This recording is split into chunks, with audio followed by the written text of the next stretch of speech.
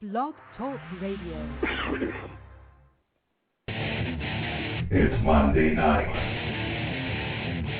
9 p.m. Eastern, on the Blog Talk Radio Network.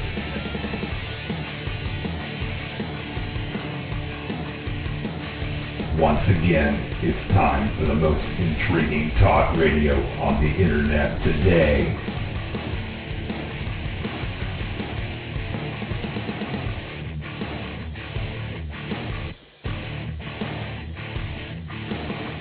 This is Sasquatch Radio. Breaking news and information from around the world. Interviews with men and women investigating the mystery. The latest high-tech equipment. Cutting-edge research techniques. And amazing discoveries. Real-life people sharing real-life encounters. The director and founder of Sasquatch, Washington, Virginia. Here is your host, Billy Willard. Something is out there in the dark, watching, waiting. It's time to unleash the beast. This is Sasquatch Radio. All right, welcome everyone to another episode of Sasquatch Radio. Today is Monday, February 22nd, 2010. We've got a wonderful show for you tonight. I am your host, Billy Willard, and let me invite my co-host, Mr. Mike Killen. How you doing tonight, Mike? Hey, Billy. I'm all right. Poor Mike. You know, Mike, it's probably other people experiencing the same thing, and they're not even trying, and they're not even co-hosting. They're probably having trouble just getting into the show. Yeah, I don't know. This blog talk, I tell you, it gets you coming and going. Yeah, I think it has like an attitude sometimes. I tell you, I don't know. I mean, some days. I tried everything I could think of, and the very last time I tried it finally let me in. It looks like everybody's complaining that there's no sound. So, Irish guy, no one needs to translate. I know that you may be Irish and everything, but you can understand my language. So just quit it, or I'm gonna have to meet up with you up in Ohio because I know you're gonna be there, and I'm gonna have to do something about it.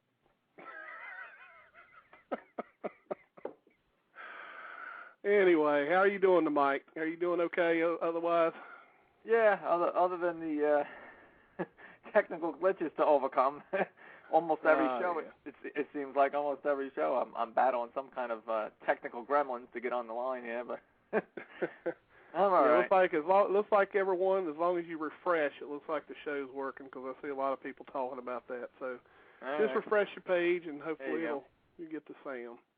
Just be thankful you people out there aren't the co-hosts trying to get on every time. Yeah. Ain't that the truth? I got more issues than the average person. It's always something. Anyway, before we get into the show here, I just want to make sure that I again remind everyone about get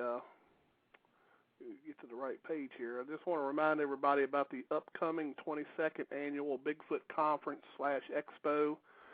It's taking place in Ohio at Salt Fork State Park. He does this every year and usually always proves to be a very great conference. This year it's between May 14th through the 16th. May 14th is typically when everyone meets for what they call the meet and greet, which is dinner with the speakers and those attending the conference. That typically occurs at the lodge between 6 p.m. and 7 p.m. on Friday night, and that's Friday the 14th. And then, of course, on the 15th, the next day, Saturday, is the actual conference. Typically, the starting time of the conference is 4 p.m. This year, there will be a $5 donation required at the doors, and we got some great people who will be at the conference. Of course, we've got none other than Bob Gimlin, who will be there. Larry Lund out of Washington is going to be there. Rob McConnell out of Ontario, Canada, as y'all know, does the X Zone radio show. And, of course, Tom Yamaroon out of California. So it's going to be some great stuff. You typically on Sunday, on the 16th, they do some type of an activity, which is either a trip around the park looking at some sighting locations. He hasn't announced exactly what it's going to be at this point, but whatever it is, it'll probably be a good time. And if you need any other information, just simply go to the website, which is www.eobic.net. Again, it's www.eobic.net, and you'll see a link on there for the 22nd Annual Bigfoot Conference. All right, now I think we've got that plugged. And without further ado, I'd like to welcome our great guest that we have tonight as soon as I get back to the switchboard here. Everybody knows Brian Brown probably as Bipto, as he goes by on the forum, on the BFF and other places. So, Brian, we want to welcome you to the show. Well, thank you, Billy. It's great to have you on, and I'm sure a lot of people know who you are. I tell you, the Bigfoot Forums was a huge success for you. That forum is just cranking with membership. Yeah, it was. It just had its 8th birthday here on the 8th of February. Yep. That was its sort of founding date. So yeah, it's significantly bigger than I ever thought it would be at this point. Well, I'll tell you, it's definitely the if you type in Bigfoot, I mean, it comes up, as you know, right on the top of the search. So, yeah, it's definitely a strong site. It's been there for a long time, so it's great. So, Brian, one thing I want to ask you, and everybody loves to hear this. Tell us a little bit about yourself, and tell us what got you started in this field. Okay. Well, I'm Brian. I'm from Southern California. I'm from California originally, and growing up in California, Bigfoot is part of it's just part of the culture out there. And we used to take trips when I was a kid up to Northern California and into Oregon, where my grandparents lived, and even up into Washington. And it was in the air. This was sort of like in late 70s. I was born in '67, so in the 70s when Bigfoot really took off, from a popular culture standpoint. Yeah. I think we were on a road trip, and stopped into a rest stop or something, and I picked a book called The Bigfoot Files. It's a John Green book. Yep. And I had always heard of Bigfoot, but I had never read anything about it from a serious person like John. And that was it. I was hooked. I don't even remember how old I was. I don't think I was a teenager yet, but so I was fairly young. I still have that book.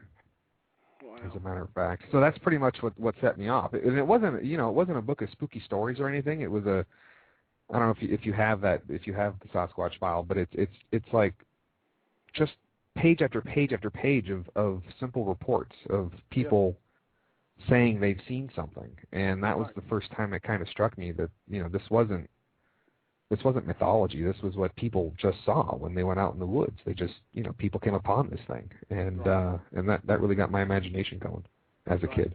Right. So yeah, my interest always started from the movie Legend of Boggy Creek. Oh sure, yeah. Going to the drive-in movie and seeing that, I mean, it was just for years. Funny because it kind of scared me. I mean, the movie, the way Absolutely. it started out, it was kind of scary as a child, but. For the longest time, I couldn't even use the bathroom in our house because it had a window in it.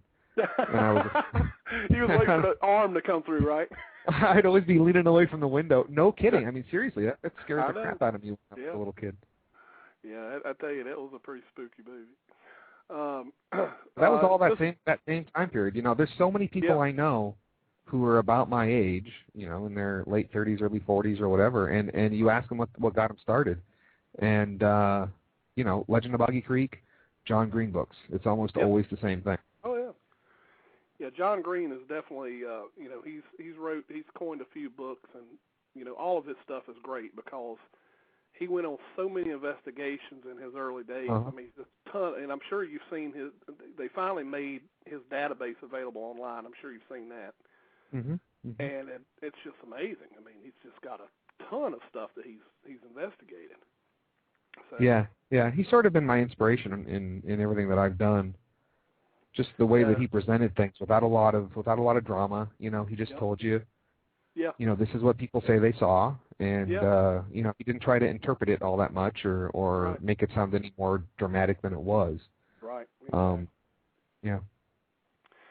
Well, that's good. And just a reminder, everyone in the chat room, for Mike's sake, if you have any questions for Brian, please put them in all capital letters. It makes it easier for Mike to spot them in this chat that rolls very quickly. So just a reminder there. And then, of course, if anyone wants to call in, the phone number to call in is 347-237-5070. Again, it's 347-237-5070, and I see we've got a couple people on the line already.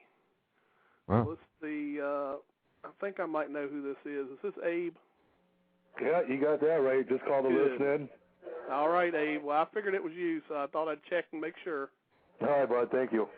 All right. All right, and we've got a caller from the 703 area code right here in Virginia. Hey, Billy. It's Mark. Hey, Mark. How you doing? I'm doing good. I wouldn't miss this. Very good. You just listening in, or you got a question for Brian? I actually have a question. Okay, go ahead. Oh, wow. Thank you. Hi, Brian. Hey, how you doing, Mark? I first heard about Bigfoot going back to the 70s when that show In Search Of was popular. Oh, sure, yeah.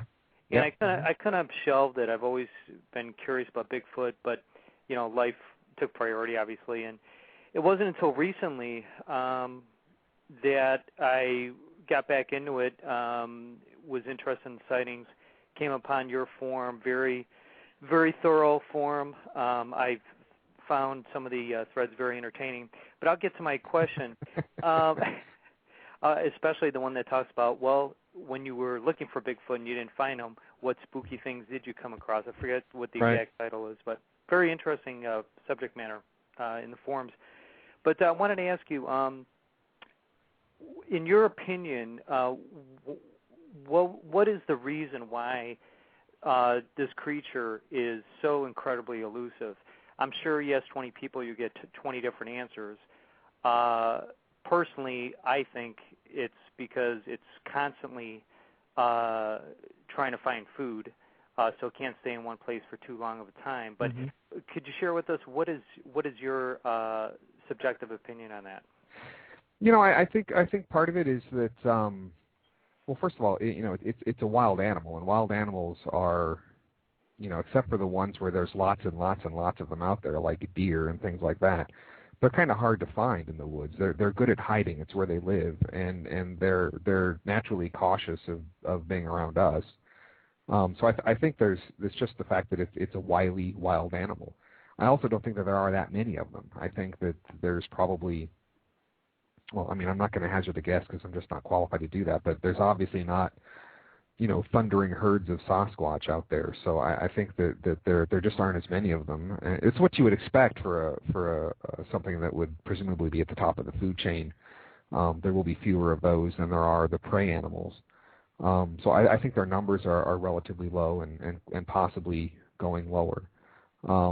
I also think that they're probably more intelligent than, you know, your average bear, so to speak. I think that they're fairly smart, and as are most primates, and I just think they're good at hiding from us. I also think we aren't where they are. You know, I think that most people, even hunters who are in the woods quite a lot, and I'm not a hunter myself, but I know a lot of them, you know, they'll tell you that a hunter, generally speaking, won't go more than 100 yards off the road or so. And I just think that if you see one of these things by the side of the road, that's more the exception than the rule. I think they try to stay as far away from us as possible. And unless you are deep into the woods, into the wilderness, I think it's unlikely that you're going to bump into them. So I think it's a combination of all those things. I would agree, because I think I've read at least 50 or 60 sighting reports. I just found them so entertaining in themselves. Yeah. in almost every single report, it's the same scenario. Was driving along and right. creature walked right in front of me. So it seems like when you're looking for it, you're almost guaranteed not to find it, at least an apparition of it. But if you're not looking for it, there it is.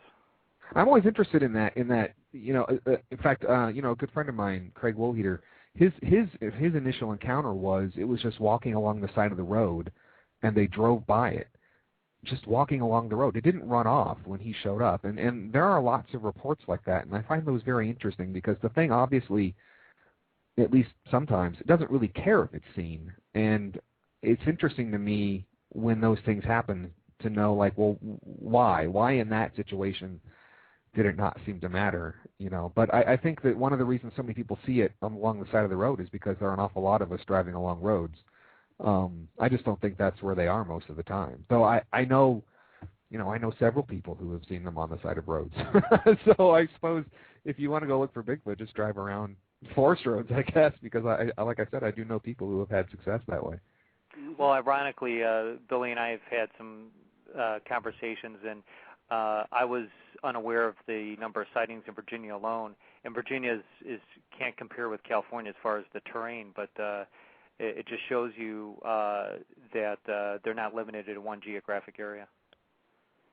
No, I don't think that's the case at all because, as you said, there are sightings all over, and I'm friends with a lot of people in Texas and Oklahoma, and have been out in the woods down there with those folks, and I'm actually a member of the TBRC. So, I mean, I know for a fact that these things are not just in Northern California, Washington, Oregon.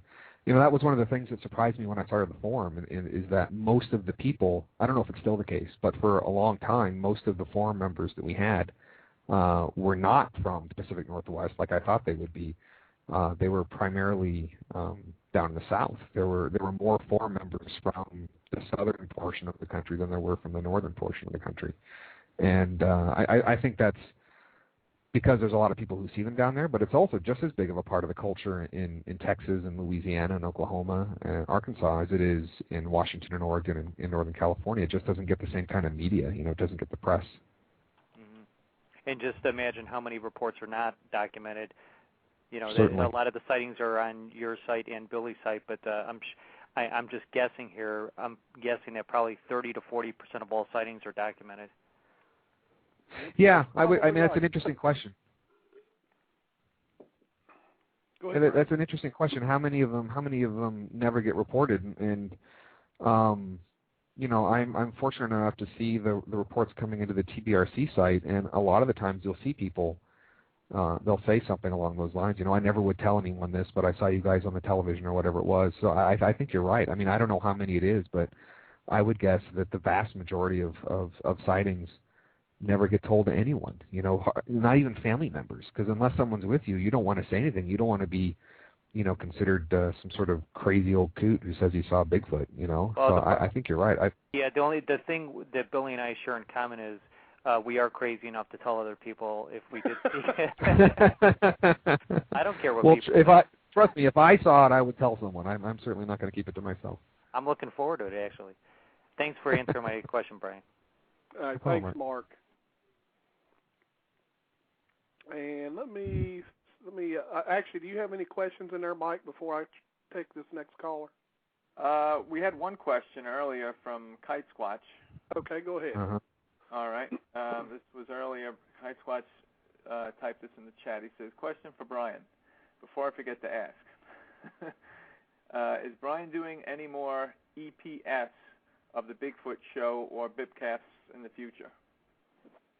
Yeah, I'm the BIPcast is officially on hiatus. I'm not going to say I'm never going to make one again, but I have no plans to make one at this point, and that's primarily because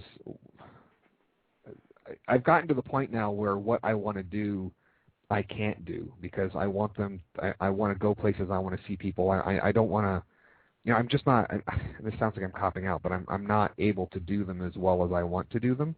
And they do take an awful lot of time and money because I want them all to be out in the field. I want them to be, on location with the people that are investigating, and they just take a lot of time, a lot of resources, and I'm not able to do them as much as I'd like to. I mean, I have a business to run, I have a family, all the things that everyone else has to deal with. So I wouldn't be looking for any more BIPcasts in the near future, unfortunately, even though I really did enjoy doing them. The Bigfoot Show, that's sort of like a meteorological event. It'll happen. I can't tell you when it's going to happen, but it's going to happen in the future. And really, it's whenever Paul and the rest of us figure out that it's time to do one. I have a hankering right now. I'll be perfectly honest with you, to do one. We just haven't been able to pull the time together. And I almost hesitate to say this, but I was down at the TBRC conference with Scott Harriet. And we walked around the party. There's a little event that happens before the conference and the night before. And he and I walked around and interviewed people and got a lot of really great audio. And I've since lost the card that audio is on. It's in a case somewhere, and I have no idea where it is. And the most frustrating part about all that is I got on record I have a recording of Scott Harriet talking to Bob Gimlin. So I really want to find that audio and release it, but I don't know where it is. So that'd be great. Yeah, I know. It was actually kind of cool. It was kind of cool to see Bob Gimlin. Yeah. And they were both. I gotta say, Scott was very respectful, and he didn't accuse or confront Bob or anything like that. But it was a great conversation, and I just wish I could find a sound card so that I could put that together and release it. I went looking for it the other day, and it wasn't where I thought it was, and so I don't know. I don't know where it is. But we'll do more of those. Bigfoot Show, absolutely. I just can't say when. All right. Great. All right, I'm going to get to another caller here, Mike, and then I'll let you have another turn if there's any more. All right. Caller from the 304 area code, you're on the air. Hi, it's just Nancy. I called in to listen. All right, Nancy, thanks for calling in. We'll put you on mute. Thank you. All right. Did you have any other questions, Mike? I do have a few here. Well, we just had basically had Bill's standard question here. He's asking you, Billy, any new sightings, footprints in Virginia forests? I'm not in very good health right now, Bill. I haven't been out and done much of anything. I was just diagnosed a couple days ago with double pneumonia, and I've got it in both lungs at this point, and they've got me on a double dose of steroids. I can breathe, but if I do too much or get out in the cold, it does a number on me. So regular pneumonia just wasn't good enough for you, huh, Billy? You had it double down. Yeah, you had it double down. Yeah, You must be a Pip in Vegas, huh? Always double down. Well, Bill also sent me a private question for Brian, and Brian, you better brace yourself for this one. Okay, I'm ready. Mr. Bill Green wants to know, how did the Georgia Bigfoot hoax affect your life as an administrator and researcher? Oh man, the Georgia Bigfoot hoax crushed the Bigfoot Forums. Absolutely crushed it. It sure did. like a styrofoam cup. It was completely destroyed, as were quite a few Bigfoot sites. When that happened, so it was quite a challenge trying to keep the forum up. We didn't succeed. It actually went down several times. But yeah, that was an adventure, and the site traffic was unbelievable. I mean, I don't remember what the numbers were now, but it was like many times what it would normally be, and most of those people weren't able to even see the site. Yep. Because it couldn't hold up under the strain, which just goes with what, and I've said this lots of times. People who listen to other things that I've done this is all gonna be old news to them. But I mean, it just shows, I think, that just under the surface there's an incredible amount of interest in this animal. Yeah. And when something like this comes along, and there were people, and I'll admit that for a short time I was one of them. I thought maybe this was the real deal. It was unbelievable how many, not only just what was happening on the forum, but people coming up to me who, have never spoken to me about Bigfoot, but are aware of my interest in it, suddenly asking me questions, sending me links, asking me what I thought. I mean, it was really something. There's a ton of interest in this animal out there that just sits beneath the surface. Yep. that definitely had everybody just, interested in what was going on. I know even at my work, people were gathering around the computer when we were watching the live, thing that Tom put up, and it was just crazy, I don't know, crazy stuff. All right, any other questions in there, Mike? We just had a question or two from Spin Dave. All right. He just typed 2 questions in there. He says, is there any kind of plant that is a marker for a region where you would most likely find a Squatch? And then he says, not quite sure what the follow-up, it says, resembles the Squatch you witness. Not quite sure what he means by that. I'm not an expert in the plants. That's a really good question for somebody else. And I've never seen a Sasquatch, so he may be confusing me with somebody else. Yeah, that is an interesting question. I know there's a lot of people that claim, like over in West Virginia, that I'm trying to remember the name of that tree. I think is it called a pawpaw tree? Is that what it's called, Mike? The one that's got these fruits on it. That a lot of people claim there's sightings around those areas. Well, I know a lot of people feel that that the Squatch tend to like the skunk cabbage. Yeah. And I know that they talk about down in the south that they eat that lichen, that stuff that hangs off the trees down there. Yep. They have a theory that they eat that stuff too. So I would think those areas might attract them maybe as a possible food source. When during the TBRC conference, John Mainzinski from I think he's from Craig's in chat. He can help me out here. I'm not sure where John Mainzinski is based out of. Anyway, he gave a presentation talking specifically about plants. And basically, if according to what he's saying, a great rule of thumb is to look for whatever grizzly bears and other bears will eat, because if they'll eat it, chances are so will a Sasquatch. Also, Wyoming. Thank you. That's where John Mainzinski is. Native Americans looking for the types of plants that Native Americans ate are also a good indicator of what a Bigfoot might eat. Plants that you and I, or anyone in nowadays would have no idea were actually edible, but are. Right. That was the thing that John Mainzinski's presentation was trying to point out, that a lot of people are like, well, what do these things eat? It turns out they eat all kinds of things. There's a ton of food out there if you know what it is and what it looks like. Right. I would starve to death, but I'm not a Bigfoot. So. All right, now I got a question earlier today by email from Andy Drew. He's actually got a couple questions for you, Brian.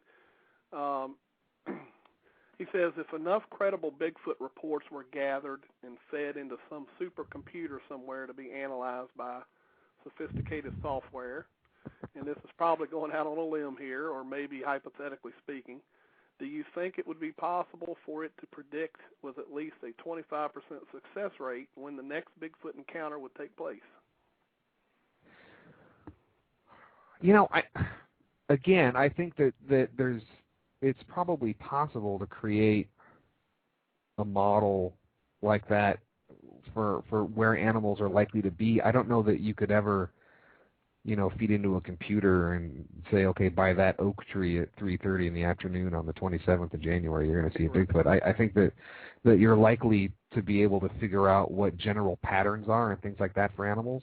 But again, I think the problem with that would be we're probably not seeing a very accurate picture of where they are at any given point, because, as the previous caller pointed out, we're probably not getting but just a fraction. I think he was saying 30% or whatever. I mean, I bet we don't see 20%, 10% of sightings. And also, there aren't that many of them, I don't believe. So I think that kind of thing probably could be the case if you were talking about animals that had greater populations, but I don't know that you could do that with Bigfoot. Right. And then he had another short question. What high-quality portable field audio recorder would you recommend to get the clearest possible recordings?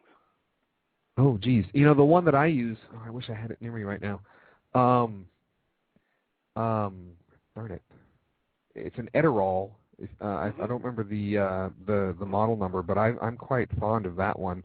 Yeah, Edirols are great. Is that the R9? Yes, the R9 exactly. And I got the first.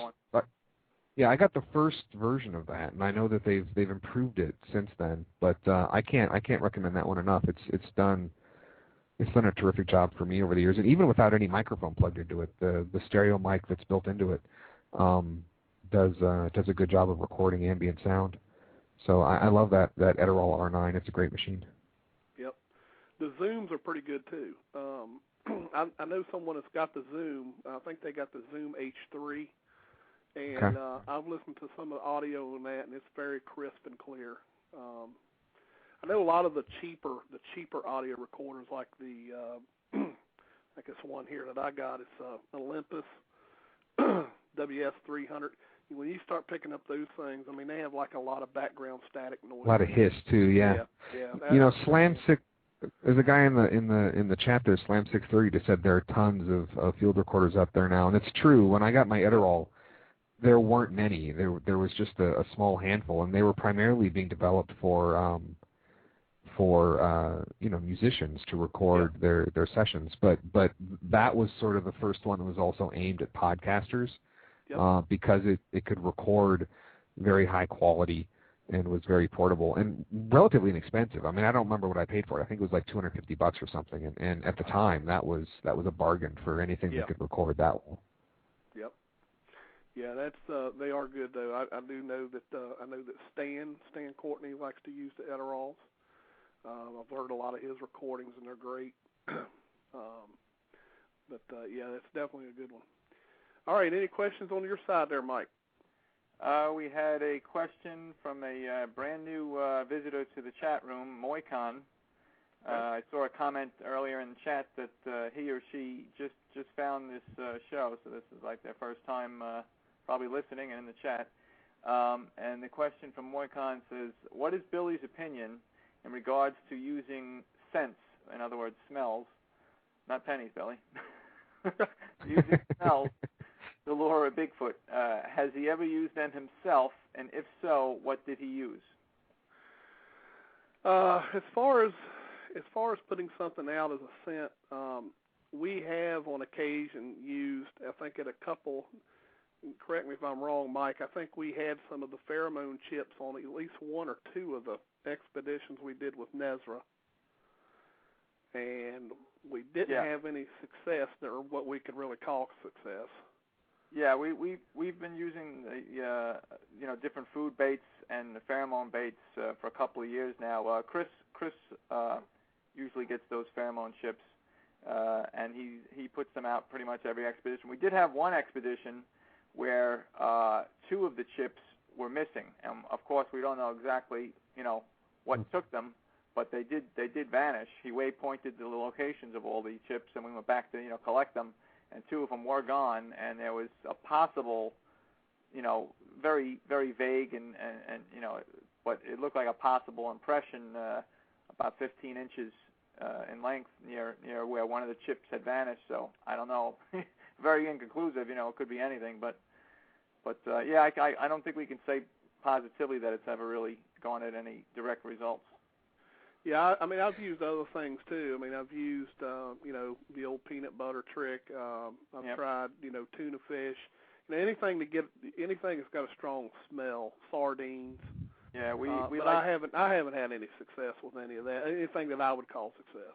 Yeah, we like to use bacon a lot too. That's another favorite. Just fry some bacon up and put it in a little baggie. Leave a little bit of the grease in there, and pop a couple holes in the baggie and hang it up there and let the air carry the scent. Yeah. What about you, Brian? I've a couple of times we've been out. We've put out scent chips, those same primate pheromones, and we too have seen some of them just up and disappear. And you don't know where they go, and you really can't tell what took them or anything. But they're just gone. And they're stinky though. There's lots of things in the woods that like stinky things. I tell you, I feel sorry for anyone who grabbed the thing in your hands. Don't get those on your skin, man. No, you'll be smelling like that for a month, and it's not good. That is stanky stuff. I know some folks put them out by camera traps. I mean, I wish that worked. If it did, we'd have lots of pictures of Bigfoot by now. Yeah. Yeah. And I remember that, if you remember when they got the Skookum cast, there was a pheromone chip very, very close to where that impression was found. Whether or not you think that's a Bigfoot or not, but it's possible that may have been helpful there. I mean, I don't know. Just because a scent works for one primate doesn't mean it's going to work for another. I think it's worth trying. But I mean, like you, I don't know anyone who's had any obvious success putting those things out. Yeah, it's all a shot in the dark, really. I mean, yeah, totally. Any other questions in there, Mike? Yeah, we just had another question. Being that we're talking about the pheromone chips, this might have been posted in there just before we talked about it, but Incorrigible One, which is another new chat person, I have never seen that name in the chat before. Incorrigible One says, do you believe great ape pheromone chips might actually be an attractant? And I think we could kind of talking about that, but yeah, we just don't know. I mean, we're just not certain. I mean, first of all, we got to figure out, even though we all think it's an undiscovered primate, first of all, I guess we got to figure out if it really is. Yeah. True. I think it is, but again, I could be wrong, and it could be something else. So, just don't know. All right. Was there any other ones in there, Mike? Just now, Bill typed in a question. Bill Green. He's asking Brian his opinion about sightings on the BFRO website. Oh, he's really he's putting you on the spot. Yeah. Did you see, that's a complicated answer. I think they're man. I'm going to get in trouble I'm going to preface this by my usual disclaimer that I know people in the BFRO and I know good people in the BFRO. So what I say about the BFRO, I am not saying about everyone in the BFRO. I don't know that in the past couple of years I would put a whole lot of stock in some of those sightings. I don't think they're nearly as well researched as they used to be. For instance, the one that I like to pick on, there was a sighting posted for here in Minnesota that was on the site for a while. Thankfully, it's gone now. And there were pictures of, quote unquote, Bigfoot tracks that were so clearly and obviously bear tracks they should never have seen the light of day.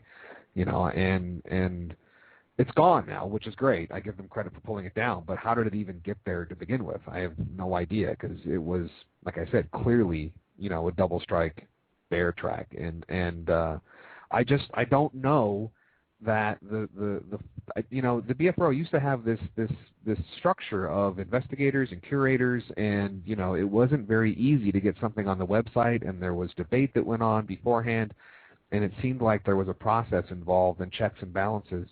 And since they've had their exodus a couple of years ago, I don't know that check and balance system is working as well as it used to. And I think that and this gets to the whole question about whether or not a group like theirs should be operating as a for-profit, biotourism group. There's a question of what are these sightings for at this point? Are they to perpetuate attendance at outings, or are they to try to answer this question that we all have? And I think that that's just an inherent conflict of interest. I don't think it's right for the BFRO to be to be operating as a for-profit group. At the same time, they're also doing science. I don't think that. I think that you can do those sorts of things, but I think there should be a separation from the work and from the for-profit activity. So I don't know. I think that the BFRO was once a great organization, and I think they're not as good as they used to be, unfortunately. Right. All right. Sounds like an honest opinion to me. Any more, Mike? Yeah, we had a couple here now. We're getting a flurry of questions. I was, before Brian just started to give his answer, I was laughing, but not about that or anything. But I don't know if you caught it. I don't know if you caught it in chat, Billy. The comment by Henry May when Bill asked the question. He asked about the sightings on the BFR website. Henry in chat says, "There goes Bill asking a new question." He's like in capital letters. I think I'm going to faint. You know. Poor Bill. He takes so much abuse. Good for you, Bill. That got me chuckling. So it wasn't anything having to do with what Brian was saying. I just wanted to clear that up. I just couldn't stifle the chuckle. Okay. This is actually a good question for people that are curious. We had a question from Rummy in the chat, and Rummy says, "Where does a person go to obtain a pheromone chip?" And I know one answer, and I'm pretty sure it's the only answer. I think there's only one person that really is putting these out there, as far as I know. You guys know anybody besides? I tried to order them once from a guy in Duluth, Minnesota, and I never got my order. So I mean, I would like to know where you get them. Yeah, well, that's the place. The only place I know of that you can get these chips is Osmic Research Inc. Yep. And it's Dr. Greg Bambenek. Yep. And as far as I know, I've never heard of anybody else offering these chips. So the only place you can get them is from Dr. Bambenek at Osmic Research. As far as I know, that's correct. I've never heard of anyone else who sells them. Yeah. So there you go, Rummy. All you got to do is just do a search on Osmic Research, OSMIC Research, and I'm sure you'll get plenty of pages to go scope that out. Or you can search Bambenek, the doctor, as well. Yeah. All right, keep going, Mike. We don't have any other calls. All right. Then we have a question next from Henry May. And Henry says, what is Brian's opinion of the MRP controversy?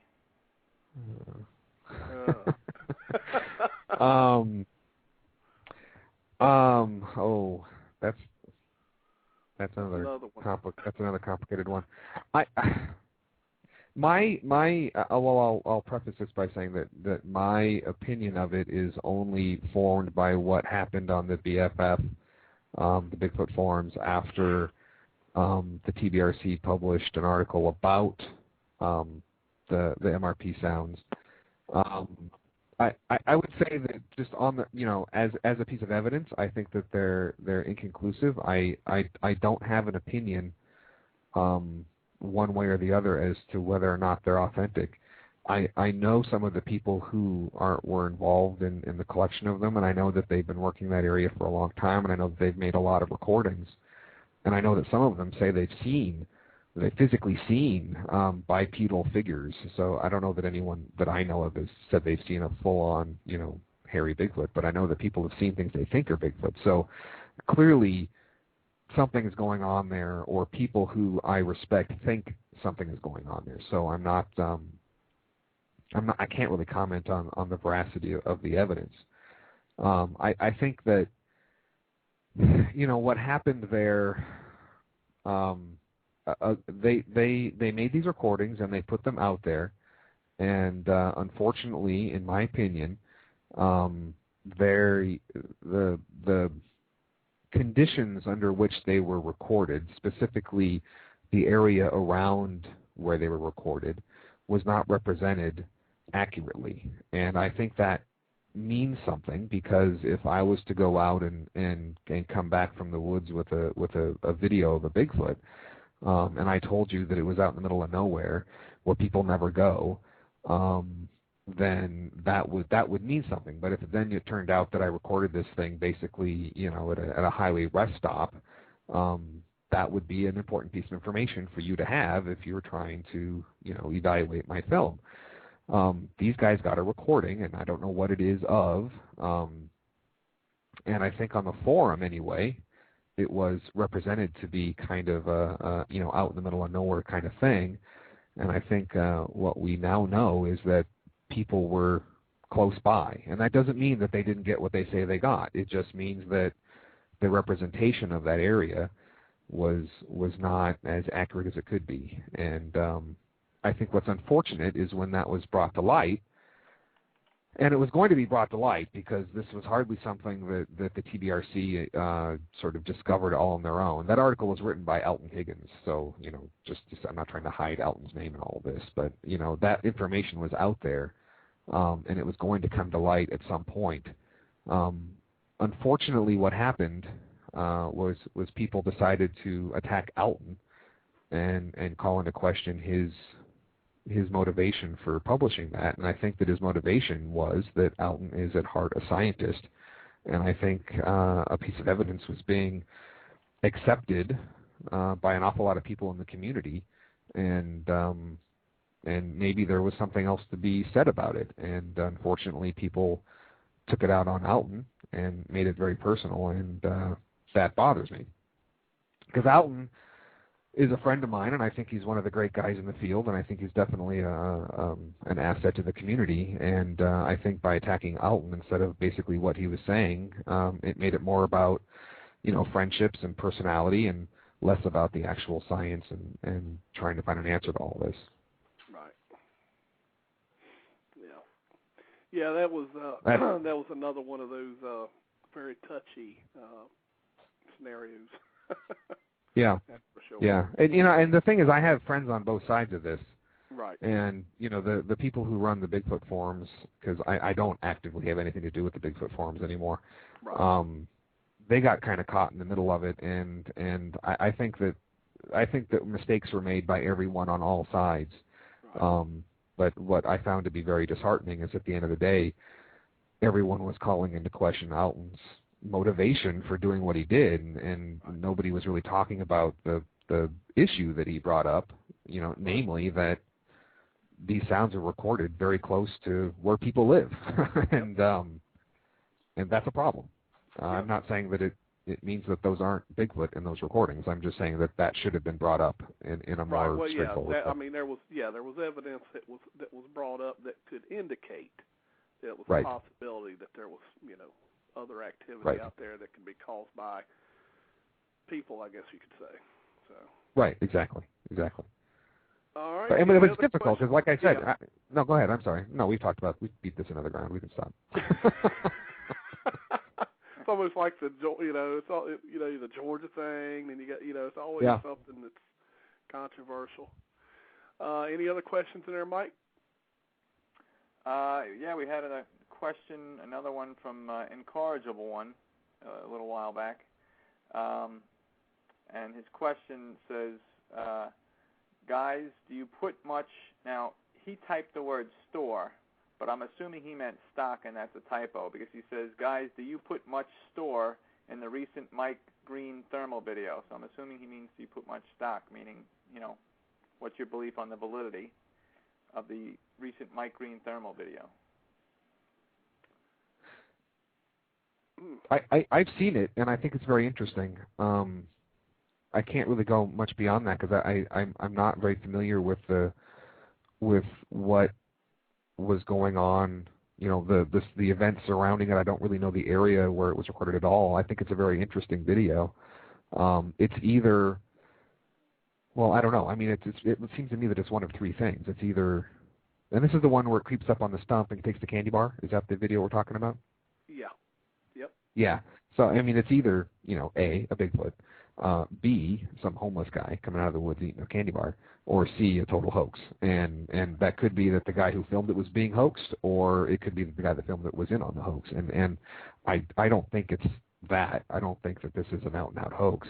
I think it's a very interesting film, and I think it deserves a lot more investigation. But that's about all I can say, I guess. All right.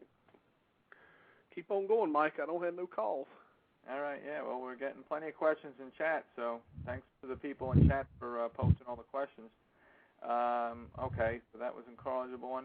Then we have a question from Grasshopper, and Graz says, Brian, what do you think of the massacre at Bluff Creek? Boy, they're hitting you with all the good ones tonight, Brian. They saved them all for your show. What is this a family friendly program? Am I limited to the type of language I could use? I think it's crap. I think the massacre of Buff Creek is a crock of BS, and And I think it's the most ridiculous thing I've ever heard in my entire life, to be perfectly honest with you. It's foolishness, pure foolishness. It's man, we need something new to talk about. That people even put 3 ounces of stock in this ridiculous claim that somehow a herd of Bigfoot were massacred at Bluff Creek. It's the stupidest thing I've ever heard in my entire life. Brian, were you out there with a gun? Yeah, I was one of them. I was only 2 months old at the time, but I was out there picking pots up. They're easy to pick off. I went after the little ones though. I couldn't hit the big ones. I think it's a crock. Brian, and the fact that people even have this, people are honestly debating this foolishness, and I cannot comprehend that. Cannot even imagine how that's possible. If Brian was present at Bluff Creek that day, he must have been in a stroller because he was only born in '67. So. Seriously, I think I was born in September, so I was about a month and a half old when that happened. Well, I don't know. Did they have car seats for horses? Put that on the back of Bob's horse. No, they probably just wrapped them in a blanket and stuffed them in a saddlebag. That's all, No, but seriously, I wasn't old enough to use a gun. I was just reloading for them when they were out. Oh man. All right, you can move on, Mike. All right. Then we have a question from Moicon again, our new chat user, and the question says, what is Billy's personal favorite documentary on Bigfoot? Oh, man. That's a hard one. Hard to pick just one, right? It is, because there's some older ones that I've liked, and then there's the new... I really enjoyed the new National Geographic one with Melvin Minesky in it. The one that one was awesome. Yeah, that was awesome. I really enjoyed that. That's my favorite new one. Yep. But I tell you, another one I really enjoyed was Bigfootville. Oh yeah, I remember that one. That was a good one. That was TBRC, and I think was in that one, and it's pretty interesting. Actually, one of the early moderators. Yeah, one of the early moderators for the Bigfoot Forums, Lisa Chandler, was in Bigfootville. She was in there. They interviewed her about a sighting at her, I think it was her mom's house. Anyway, she was in from the old days. Yeah, that National Geographic thing, I think that's maybe the best one that's ever been done. I really, really enjoyed that one. I think it was legend meets science, but a lot better. It was much more sort of straightforward and logically presented. And Legend meets science, I think, was kind of all over the place. Yeah. I was super impressed with that one myself. I think that's the best one. Yep. For the old days, I liked the In Search Of. I forget who mentioned that early on, but the In Search Of ones were also very influential. Oh yeah, those were good too. Back in the day, those were fun. And Leonard Nimoy. That's right. Anything he says sounds right. That's right. If he's it's logical. If he's talking about it, it's just logical. Well, I mean, after all, he's Spock. Exactly. Got to listen to Spock. All right, keep going, Mike. You're on the roll. Right. Oh, wait a minute. We do have a caller. Hold on. Okay. Let's see here. This caller is showing up as James King 341. You're on the air. Hi. Can you hear me? Yes, we can. All right. Well, I was just calling in because a few years back I was out with my kids and we had an encounter with Bigfoot, and he actually made all of my kids suck his cock. Well, that's the good part about the disconnect key. Love live radio. You just gotta love it. All right, let's get back to some decent questions now, Mike. Going back a step there, talking about the documentaries, I thought another one that was done fairly recently that was pretty good was the Best Evidence special. That was done pretty well. Oh, did I miss that? What was that one? That was the one where they showed the Bill Munns was involved, where they showed the film Wasn't that the Is that one the National Geographic one? I think that's the National Geographic one. Yeah, National Geographic. Yeah. That was on there. Yep. All right. Well, maybe I'm confusing that one with the other one. But there was another yeah, that was awesome. Best Evidence that was pretty good. Yep. All right. Yeah, I think I'm getting confused between the two. Yeah, they had like a whole part on there because it kind of went between what Bill Munns was doing and what Mineski and Meldrum were doing, and yeah. I'm getting confused between the two. Yeah, but there was another one, like, I don't know, within the past year or so. It's called Best Evidence. It was pretty good as well. They've had a couple of good ones in the last year and a half. Yeah. Yeah, that first one National Geographic did was horrendous, you know. Oh yeah. Yeah, they didn't have a great track record up till just recently. No. Well, that's about as good as when the British Broadcasting Company decided to. Oh God. That guy in that orange. That idiot who. He put that doofus in the orangutan suit and he said, like, well, look, we just duplicated the PGF right there. Like, no, you didn't. You didn't do anything of the kind. Yeah. You know, look, it's just that easy. Yeah, okay, whatever. Yeah, the guy's in an orange suit. He looked like a supersized version of Hungry from the commercial. He looked like a dude in a suit, is what it was, and that was pathetic. And he just says it at the end, like, well, look, we just did it. Oh, okay, you think so? All right. Anyway, that one was horrible. Horrible. That is probably my all-time vote for worst Bigfoot documentary. That thing right there. Oh man. That's why I brought it up. That one clearly stuck in my mind. Yeah, that one's total crap. Yeah. Oh gosh, unbelievable. All right, what else you got in there, Mike? We had another question here, and I think this is also a new user. I've never seen this name before. I'm probably going to mispronounce this one. Zeram61, I guess.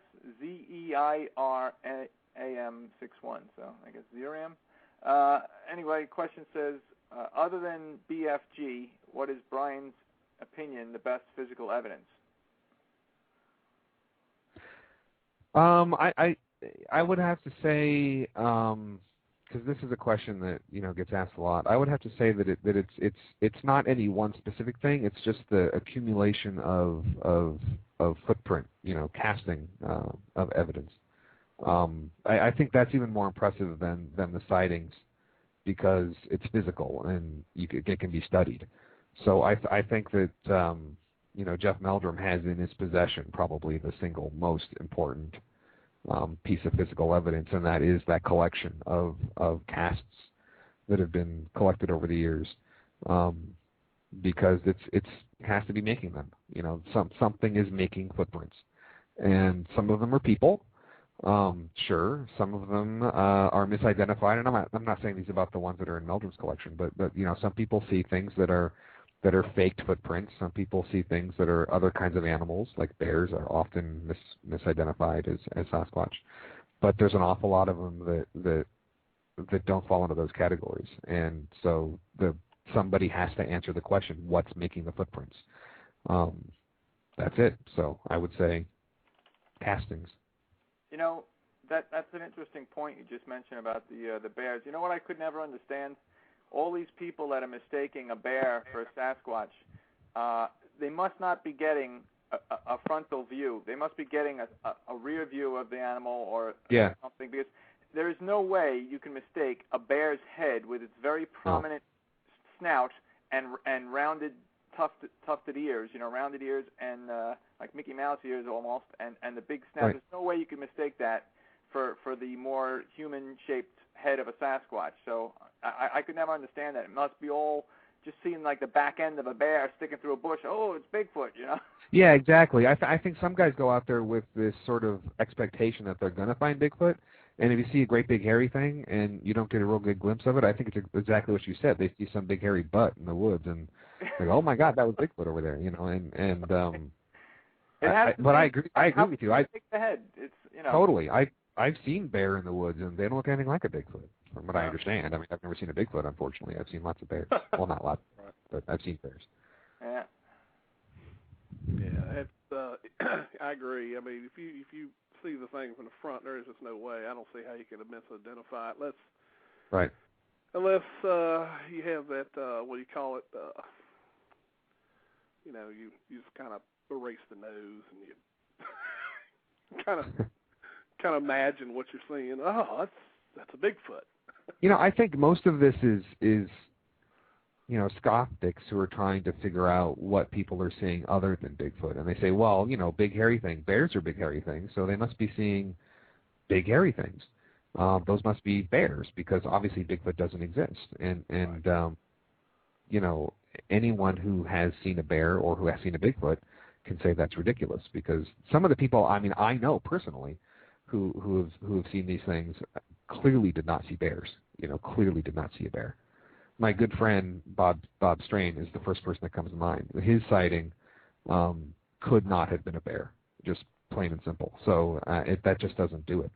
That's clearly not an explanation. And also, bears don't leave footprints with, you know, that look like what we have. You know, I've got a couple of casts in my house. The one of them from Bluff Creek, and one of them I'm forgetting the guy's name. The one that was done in Walla Walla by the sheriff's deputy. These are not bear tracks, and they look like they would be difficult to fake. Maybe not impossible, but difficult. All right. Keep going, Mike. All right. We have another question here from none other than Kathy Strain.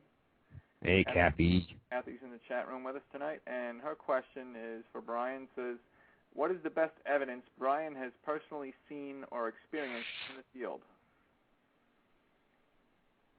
Man, I don't know if she's asking about something specific. I've had I was with Kathy once when we heard something like wood knocking. That was really interesting. I don't know that I could say that was terrific evidence, but it was very curious.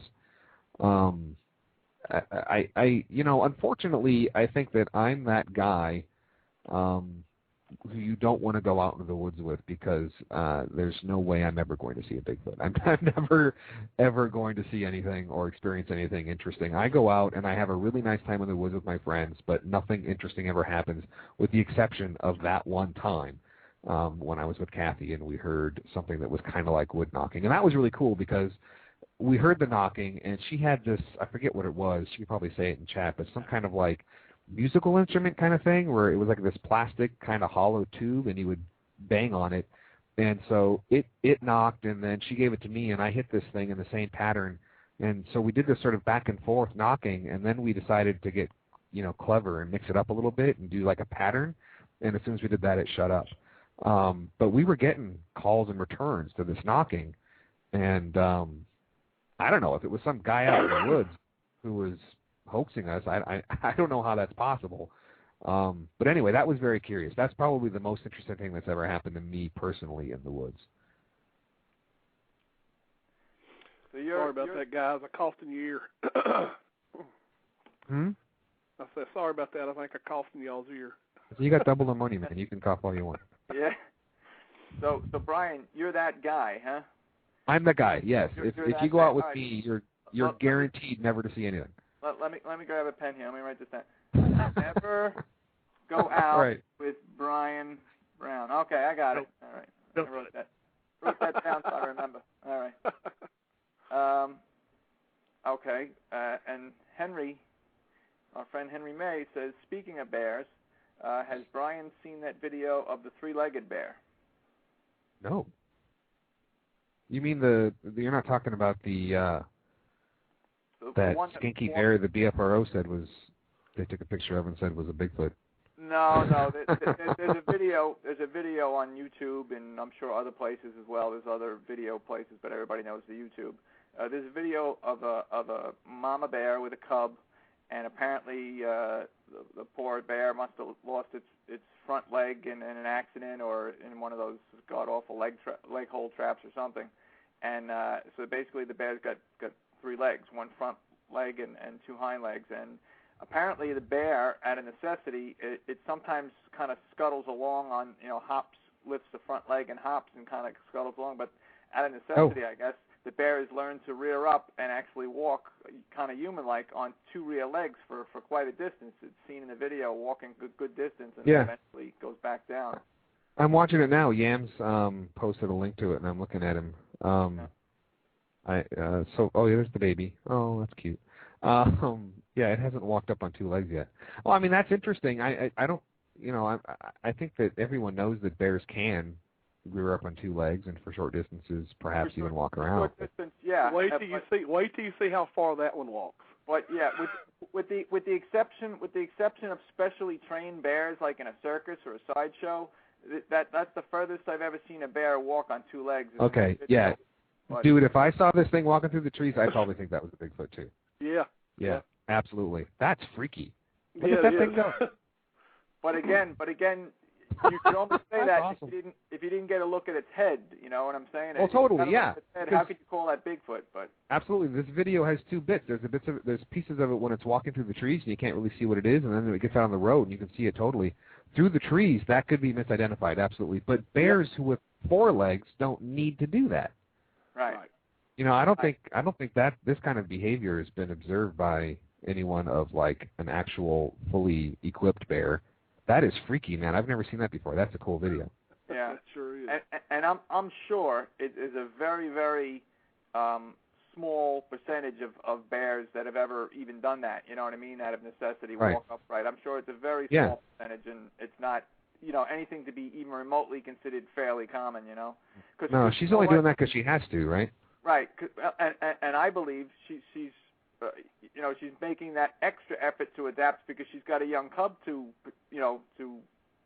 have survived. You know, she's got to try to get the cub through life. So, mamas will do what is necessary. You know what I mean? I think even more so when there's a young one involved. But I agree with you completely. The bad thing about that video is, you know, that there's going to be 1,000,001 skeptics now clinging to that for, you know, with both hands, and this explains, 90% of all Bigfoot sightings. You know, people. Yeah, but the question is, how many? Going to be waving that video around. How many videos do we have of bears walking for 100 yards out in the wilderness on two legs? Right.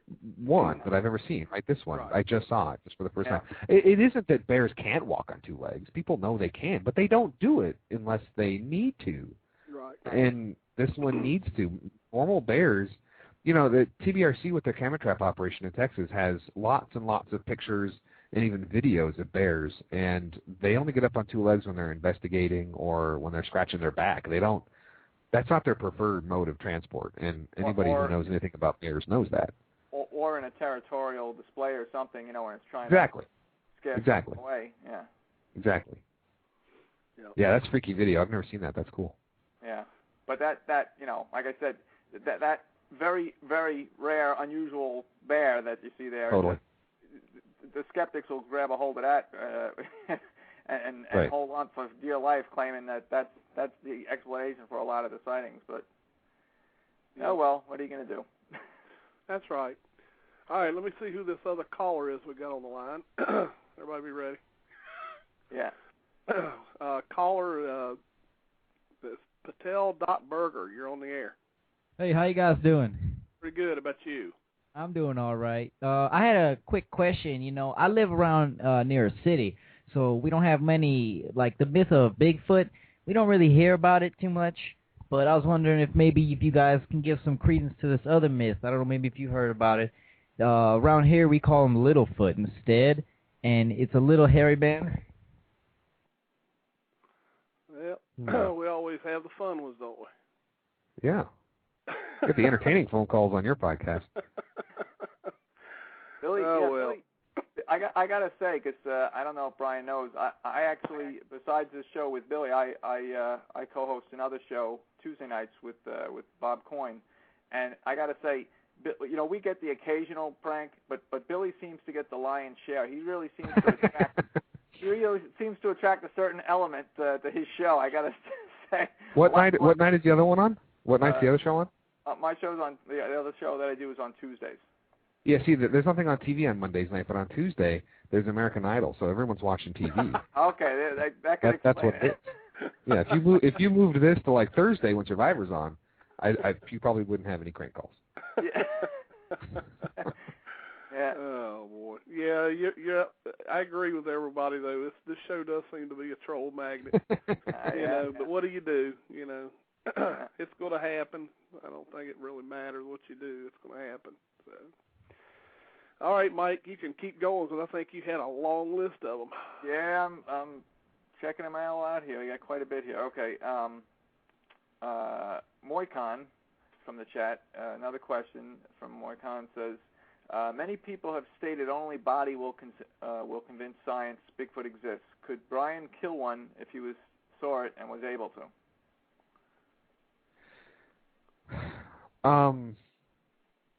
I think there's a lot of folks out there who would answer this probably the same way. And if I had a weapon that I thought was sufficient to the task and it was in a spot where I thought I could do it, my initial reaction, my initial impression to that is, yeah, I think so, because I think that's how you're going to solve it.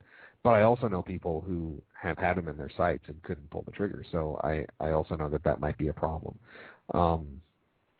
I do think one of them needs to be dropped and brought in to conclusively solve the problem. I know a lot of people hope that there's other ways to do it, and in my opinion, some people think, well, what if we had great video, habituated video, hours and hours of video? I think that would prove something to a point, and all it would do is it would put an awful lot of serious people out in the field trying to kill one to collect it for science. I mean, they brought in great apes the same way. I don't think there's going to be any sort of moral problem for a scientist to go out there and kill a Bigfoot. So I don't know that I could do it. I think that's what has to happen, and I don't think there's really any other way. And if we're all right, it's just a matter of time, I think, before it happens.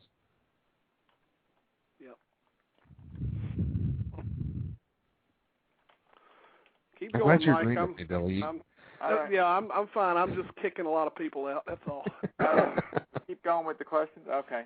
Well, we got a good list of them going here. So, we had a question from Rummy, and he says a question similar to Kathy's question. What was the scariest encounter you've experienced while Bigfooting? If you listen to the last BIPcast I made when I was in the Ouachita Mountains with the TBRC, probably the three scariest things that ever happened on that trip. One of them was walking in the pitch black, holding on to the back of Daryl Collier's shirt. He had night vision. I didn't. That was pretty scary. Going down the side of a mountain with him in the pitch black was equally scary. Related to Bigfoot, also on that trip, we heard an incredible crashing sound that to all of us sounded like, in that area there's lots of dry riverbeds that time of year. In the spring they'll have water in them. But what sounded to us like something heaving a boulder down a dry riverbed, and for the life of us we can't figure out what could have made that sound. It isn't a situation where there are cliffs and these things are rolling down cliffs and that sort of thing. So that was pretty cool. I don't know if it was scary. It was alarming and really interesting. But then later on the next night, I was investigating an area during a night of call blasting with Monica Rollins, and we were charged by something in the woods. It wasn't a Bigfoot. It was something much shorter and lower to the ground that was hanging out in the bushes. We think it was probably a cougar, but we never saw its eyes. It stopped before it came out of the woods, or out of the bushes, out of the cover. That was clearly the most frightening thing that's ever happened to me out in the woods, is whenever that thing was. Because, we lit it up when we heard the rustling. And I was carrying a pretty bright flashlight, and we had that thing, whatever it was, in the wood, in the shrubs there, totally bathed in light, and it did not slow down. It sped up, and as I said, as soon as it got to the edge where it would have been exposed, it stopped. So whatever it was, that was pretty scary. Right. I mean, honestly scary, like freaky, like I'm about to be killed by something, because I wasn't armed.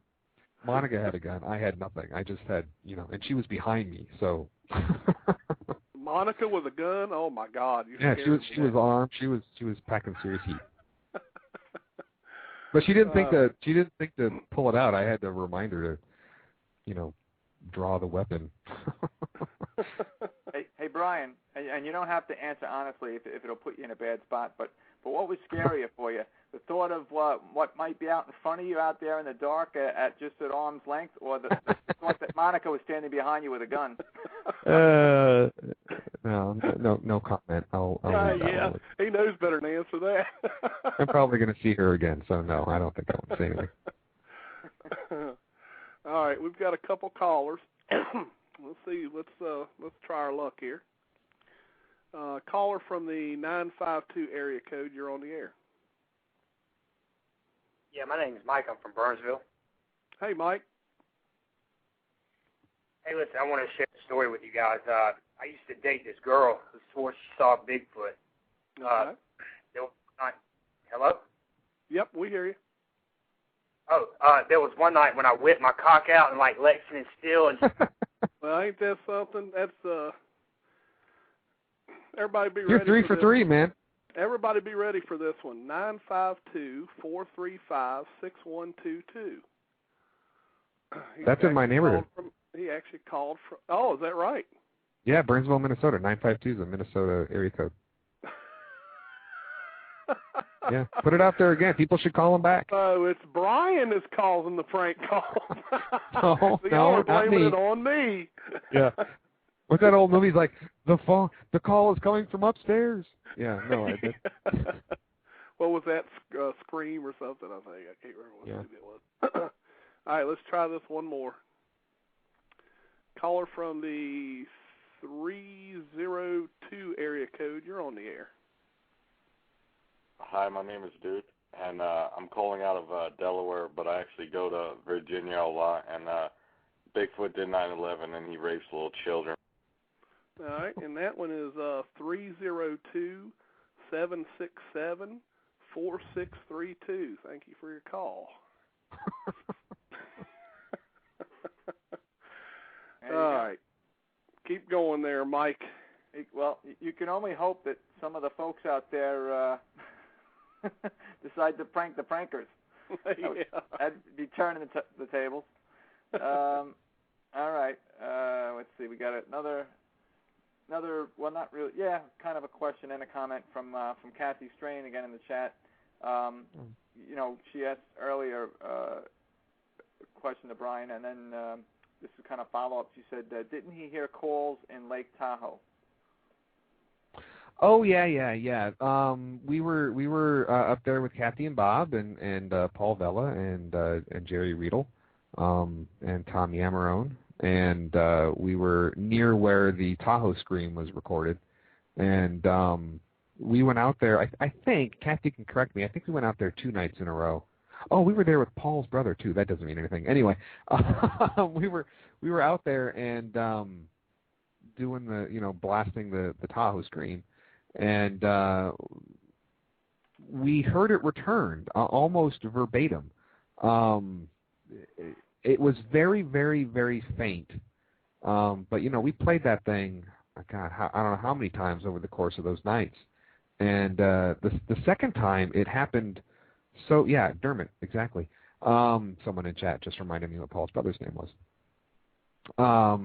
The second, when we heard it returned, it happened so quickly that it sounded like an echo. It was so pitch perfect that's what it sounded like, but it wasn't, because we'd never heard an echo before, and you would think you would, if you're going to hear an echo, you're going to hear it every single time you do it. So yeah, we heard that returned. Absolutely. Thanks for the reminder. What's interesting about that, and then we're talking about calling. I've talked to Alton Higgins about this. There was for those people who've been on the forum for a really long time.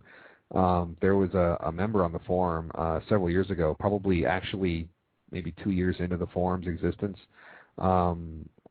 whose name I've forgotten now. But anyway, he posted a fake call that he stuck on there. He was curious to see what people would think, and it got a lot of attention, and John Green was getting involved with it. So he finally admitted that it was a fake. But what was interesting is in between the time that he posted it and he admitted that it was not real, some members of the TBRC actually took it out into the field and played it. And the thing is, they heard a response to that fake call that sounded just like the fake call. And the what that means is really fascinating to me. You know, this was not a Bigfoot call. This was a guy who lived in Manhattan pretending to be a Bigfoot. And when they played this thing into the swamps of Louisiana, they heard that sound come back to them. And that suggests to me that this is a mimic. This is an animal who can sound like other things. And you know, in retrospect, thinking about that, the Tahoe scream return that sounded exactly like what we played out. I don't know. I think that what we're talking about here is something that can mimic pretty well. And I think that's something that people should keep in mind when they go out in the woods. That this thing is it's like a parrot, you know. It blows my mind that they could play this completely bogus sound into the swamps of Louisiana and hear it come back to them almost exactly the same. That's something. Yeah. Yeah, exactly. All right, Mike, what do you want me to do, man? We've got 3 more callers on the line. I see that. Yeah, three more hands up there. Well, I don't know, Billy. That's your call here. I think kind of like Russian roulette trying to pick up a phone caller tonight. I wouldn't do it. I wouldn't answer the phone anymore. That's just me. Yeah, I think, well, we've only got 9 minutes left in the show anyway, and I think Mike's got a ton of questions. So, callers, I apologize if y'all are actually serious callers. But we've had our fill tonight of prank calls, so I apologize if y'all are serious, but we're not going to take any more calls. I'll let Mike continue with his line of questions because he probably ain't going to be able to finish them. All right.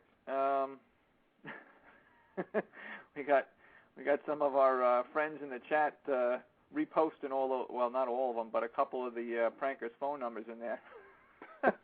So they're passing those around quite liberally. So you pranksters out there, don't be surprised if you don't get pranked in the next couple of days here. Well, he said one of them was a Burger King. Yeah, I saw that. Yeah. So, well, hey, if it's a Burger King, then maybe somebody ought to call up and tell the manager there that his employees are goofing off. Yeah, exactly. Get to work. While they're supposed to be flipping burgers and, putting fries in and stuff. That's right. All right. We got a question here from Spin Dave, 70s. Let's see. Spin Dave says, do you think that if we do aerial reconnaissance, he says like with a blimp, of regions surrounding deer foraging areas, might we more likely pick up a spot of Sasquatch activity? Well, I think it makes sense to go where the food is, and I think I think it's entirely probable that these things are going to find deer a yummy snack. So yeah, I think that is a good sort of line of research. I think aerial is difficult because I think that the tree cover can be thick depending on the time of year, and I think usually these aerial devices have a relatively short range and they make a lot of noise. I've heard people talk about balloons and things like that, but then you've got difficulty in actually controlling something like that. So I think that I think aerial opens up a lot of problems. I think being near the food makes sense, but I just don't know that the perfect aerial solution has been invented yet. I know I'm horrible with names. Who's the guy whose footprint collection Meldrum owns now? Everyone knows his name but me. That would be Mr. Krantz, Dr. Krantz. Yeah, Krantz. He was building a little helicopter because he thought that was the way to go. I don't think he ever got it out of his garage, but he felt that was a way to go because he was, like I said, he was building that little one-man helicopter. But no, I don't know. I think there's a lot of issues with that. Yeah. Personally. Yeah. Keep going there, Mike. All right. Another question here from Incorrigible One. It says, any theories on whether Bigfoot is a great ape or a remnant hominoid or something else? I'm sorry, hominid, he said. Not noid. Hominid. I'm going to defer to smarter people on this one. I would say that I am going to think on this one whatever Jeff Meldrum says because I am clearly not qualified. I'm just going to assume that it's a primate, and I say that just because I have to call it something. But I have no idea personally. Yeah. It's not like a primate that we're familiar with. That's for sure. You know what I mean? It doesn't have the same kind of feet, and it walks around on two legs, and it does a lot of other interesting things. So I don't know. It's probably something else. It's probably something that we're just not familiar with. Right. And we've got 4 minutes left. Keep going, Mike. All right. Well, we had one more question. Unless I missed one, I'll scroll back up after I read it to see if there's any others. But this is from our new chat user, Moicon. Says, question.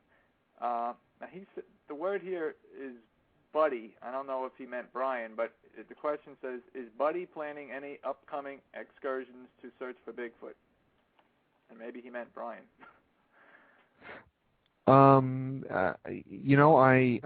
going out with some friends in July. We're going to Northern California to Northern California. I'll just put it that way, where other people go to look for Bigfoot.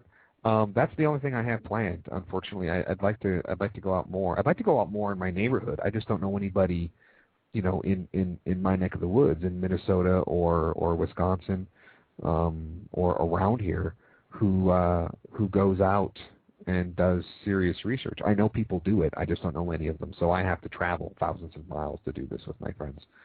So right now we have a trip planned for July, and that's all. Yep. All right. Well, I guess Polypodium, didn't catch earlier in the show maybe, asking again about the Mike Green thermal video. But yes, we did ask Brian about that, and we already commented. So I don't know if you want to entertain that again, or Billy, or just tell them they can listen to the archive, and it's earlier in the show. We can do that because we've got like 3 minutes left. So okay. So Polly, sorry about that, but if you listen back to the archive, you'll hear the answer to your question because we did address it earlier in the show. This isn't okay. I assume this is a question because it's in caps from Grasshopper. It just simply says, Brian, hair trap ideas.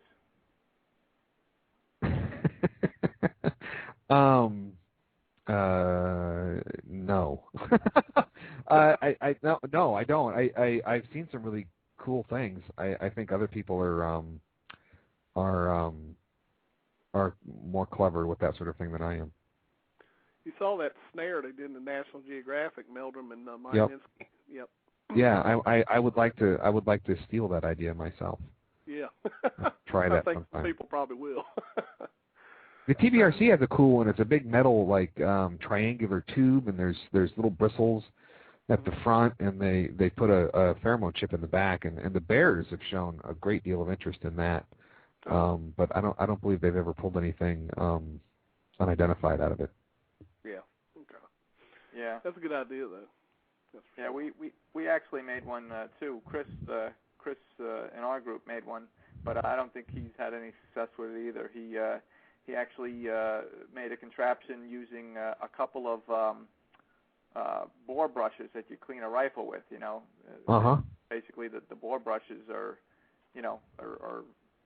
what you would grab the hair with. It's basically yeah. The creature would have to reach a tendon or arm, and it would catch the hairs on the. I don't know that how many times he's even used it. I think he's only used it very sparingly, but nothing yet. Well, Mike, we've only got about a minute left of the show. I just got the warning. Okay. So just want to quickly mention. First of all, Brian, thank you so much for coming on the show. Well, thank you for asking me. I apologize for the prank calls. No, whatever. This is live, man. This is what you get. I've really enjoyed it. This has been a lot of fun. Thanks for asking me on. All right, and hopefully you can come on again one day if you want to. Say the word. I'll come back. All right. I appreciate it, Brian. Thanks so much. Quickly, next week, before we go off live, next week we're going to have a lady by the name of Julie Scott. She lives in Northeast Oregon. She is currently writing a book. The book is probably going to come out sometime late spring of this year. And her book is about her family's 6-month experience while living on the coast of Washington with Bigfoot in their backyard. So that should prove to be pretty interesting. So have her on the show next week. And thanks for everyone for tuning in tonight. We wouldn't have the show without you guys, so we thank you as always. Good night, everyone. And Mike, do you have any closing ideas? No, I just want to thank Brian for coming on the show and apologize for the caliber of caller, shall I say, that we had on the show tonight. Certainly not what we hope to get on the phone lines, but like I said, hopefully maybe these guys will get a taste of their own medicine. Get the tables turned on them, being that they were dumb enough to call from real phones with real phone numbers. Yeah, they'll probably. I'm sure there's plenty of people calling them right now. So, all right, well, guys, thanks everybody for being here. Brian, thanks again, and well, you're welcome. See everybody next Monday night. Good night, everybody. All right, good night, guys. Good night. A legend passed down through the generations, a myth to some, reality to others. Thousands claim to have encountered this creature from all around the world. Footprints discovered, unidentifiable hairs collected, unusual sounds recorded. Something is out there. Sasquatch Watch Radio. Monday nights, 9 p.m. Eastern, on the Blog Talk Radio Network, interviewing the men and women researching this phenomenon, the latest news and information, research techniques, and cutting-edge technology. True terrifying encounters, as told by those who have experienced them. Monday nights, 9 p.m. Eastern, on the Blog Talk Radio Network. Your host, Billy Willard of Sasquatch Watch of Virginia, brings you the most riveting discussions on the internet today. blogtalkradio.com/Sasquatch Watch Radio. Monday nights, 9 p.m. Eastern, Sasquatch Watch Radio. The truth is out there. Welcome to Sasquatch Watch Radio.